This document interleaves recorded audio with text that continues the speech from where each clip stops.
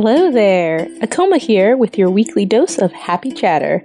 These are just short, candid conversations between me and my fellow happiness enthusiasts. Enjoy! Hey you guys, so it's just Akoma here today because I had a little thought that I wanted to share with you guys that I've been thinking about a lot, and that's around the idea of what discomforts are you accepting in your life? What discomforts and what situations that make you unhappy are you willing to accept in your life? And the reason I've been thinking about this is because one of the things that I find when I talk to a lot of young lawyers who are struggling to set boundaries, create time for themselves, really pull back from drinking the Kool-Aid, for lack of a better term. And one of the things they always say is that they can't pull back because it would change other people's perception of them, because people would not think they were hardworking, because people would not think they were committed to their job. They wouldn't be perceived as being, the top star, the top lawyer that they want to be perceived as. Everybody wants to be good at their job.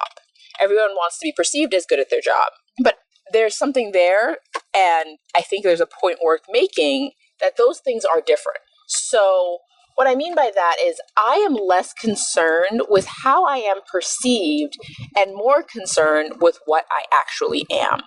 What I mean by that is that I don't care as much if people think I am smart as much as if I actually believe that I am smart.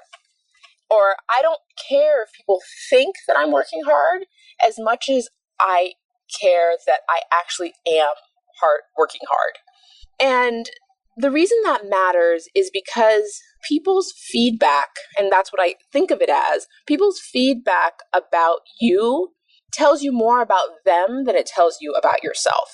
So when somebody says to me, you didn't do a good job on this assignment, what I hear is not, you aren't good at your job or you aren't good at drafting. It's, you aren't good at meeting the expectations that I have as the person giving the feedback. And I take that as feedback that I can work on those areas, but it hasn't actually changed who I am or my own impression of the quality of the work I felt that I put into it. I don't need somebody to give me the A to know if I think my assignment was well written. And that's not to say that I think I do A work and that everyone else just doesn't value it. Sometimes I know that there's room for improvement. And in those cases, even if I knew there was room for improvement, I shouldn't be settled or happy to hear someone say this was perfect. In that case, I should say, really? Because I thought this and this and this could have been stronger. Because again, that feedback doesn't improve the quality of my work. It just tells me that I met that person's expectations. So that's the first thing. And I don't know if that's helpful, but that's definitely one way that I manage to separate what I do, the feedback I get, and then the value I give that feedback and those external validation. The other thing, to come back to the discomfort point, is people are nervous about the discomfort of getting criticism or not being well liked or not being thought of, like highly thought of, often even by people that they don't think highly of themselves, which is an interesting dynamic. But the issue that I want to address is it would make me uncomfortable to not spend what I think of as enough time with my children. Likewise, it does make me uncomfortable to disappoint people or not meet people's expectations. But one of those discomforts, people generally feel more comfortable accepting into their life than the other. People will spend years and years trying to avoid the discomfort of criticism, of disappointing those above them. And now I'm not talking about disappointment to the point where you're going to get fired or disappointment to the point where you aren't being a team player.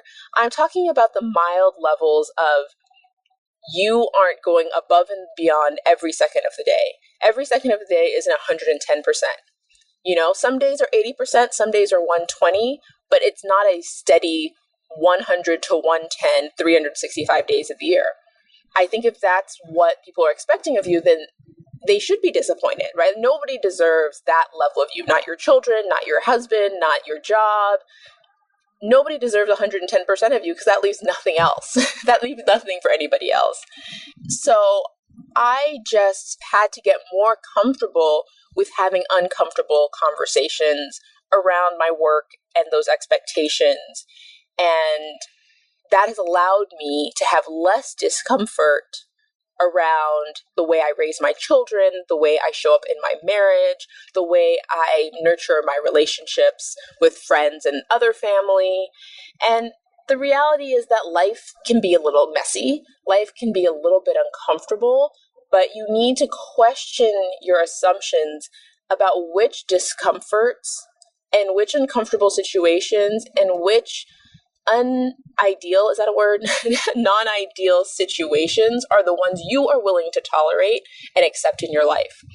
All while knowing that at any point, you're only in this season of your life and nothing is forever. So if at this point you are really focused on your job and you are making that push, whether it is to get the skills, to get that dream in-house position, or to push for partnership, or to hit your bonus so you can get that last check, pay off your loans and bounce, whatever that last push is, if that's where you are, then that is the discomfort that you're willing to tolerate. And if you're being intentional about it, you should feel great. But if that's not the season you're in, if you're in a season of trying to nurture a new family, trying to nurture a new marriage, trying to transition into a new field, there's different discomforts. So my challenge to you is to really sit down and decide what things in your life make you uncomfortable and why you have chosen to accept those discomforts. And if those reasons are legitimate reasons that are in alignment with who you are and who you would like to be in the world, then you're doing it right. Those discomforts are pushing you towards your goals. Congratulations. And if you, like me, find that sometimes you're tolerating discomforts that are moving you away from your goal, moving you away from the life that you would like to be living, think about how you can make the shift. Think about how you can do something small today to bring a little bit more comfort, a little more joy, and find a little bit more happiness in your everyday life. As always, thank you for listening.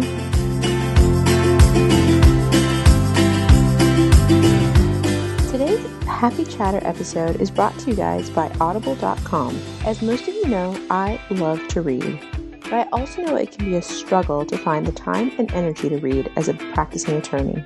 So I'm super excited to bring you guys this special offer for a free audiobook download and 30-day free trial over at www.audibletrial.com/The Happy Lawyer Project. With over 180,000 titles to choose from, there's definitely something for everyone.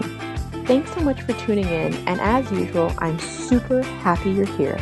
Until next time.